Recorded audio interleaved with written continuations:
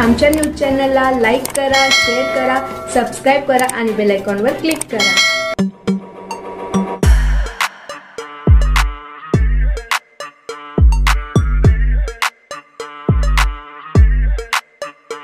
एकच खळबळ, मालेगावी छापा। शेतकऱ्यांची फसवणूक होत असलेल्या CSC सेंटरवर कृषी व तहसील विभागाचा छापा। बघा फक्त रयतराज्य न्यूजवर। मालेगावी नुकसानग्रस्त शेतकरी यांच्यासाठी पंतप्रधान पीक विमा योजना रक्कम 1 रुपया घेऊन पात्र शेतकरी यांचे पीक विमा फॉर्म भरून घ्यावे असे शासनाने ठरवून दिलेल्या दराप्रमाणे फी आकारणे अपेक्षित असताना मालेगाव तालुक्यातील सह्याद्री CSC सेंटरवर केंद्र शासनाने ठरवून दिलेल्या दरापेक्षा जास्तीची फी आकारण्यात येत असल्याबाबत माहिती मालेगाव तहसील महसूल विभाग व मालेगाव कृषी विभागाला मिळाल्यावर त्यांनी सदर केंद्रावर संयुक्त कारवाई करत छापा टाकला।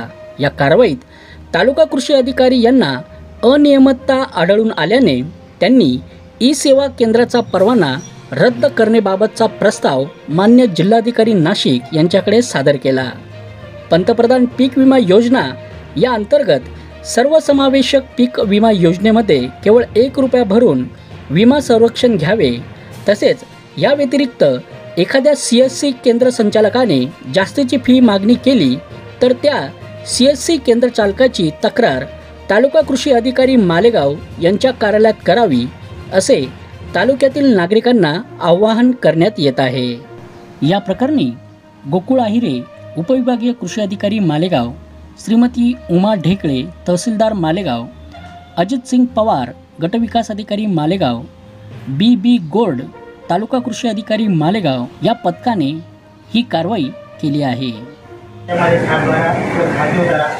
जो सिक्केरा असतो प्रिंट वगैरे काढून आम्हाला ते 60 स्कॅनिंग वगैरे करून आम्ही 80 रुपये देतो।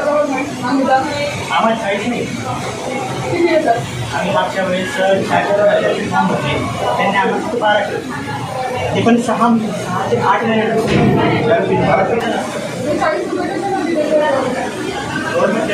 6 ते 8 महिने तुम्ही आता फॉर्म डाउनलोड केला आणि हे आधार कार्ड आणि अपलोड केलं त्याला किती खर्च तुमच्याकडून कळव 1 रुपया 40 रुपयाचा विषय नाही।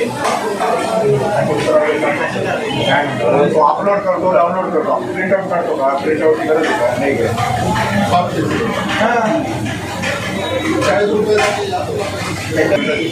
सांगता तुम्ही एका 50% पैसे आले असतील, 450 असतात तर 200 जास्त त्याचे पैसे आले असतील।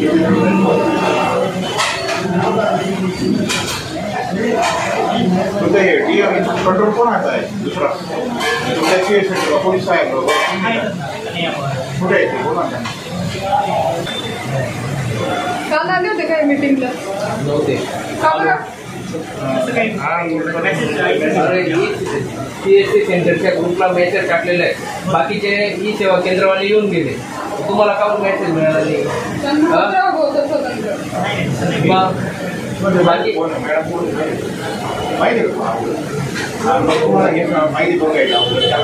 बोलतोय ज्या त्या प्रमुख आहेत त्यांनी मिटिंग लावली त्यांच्या आले म्हणतात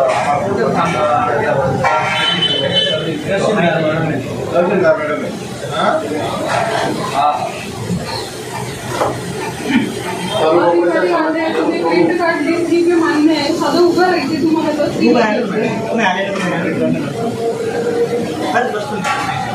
एकदम चुकीचं बात नव्हती।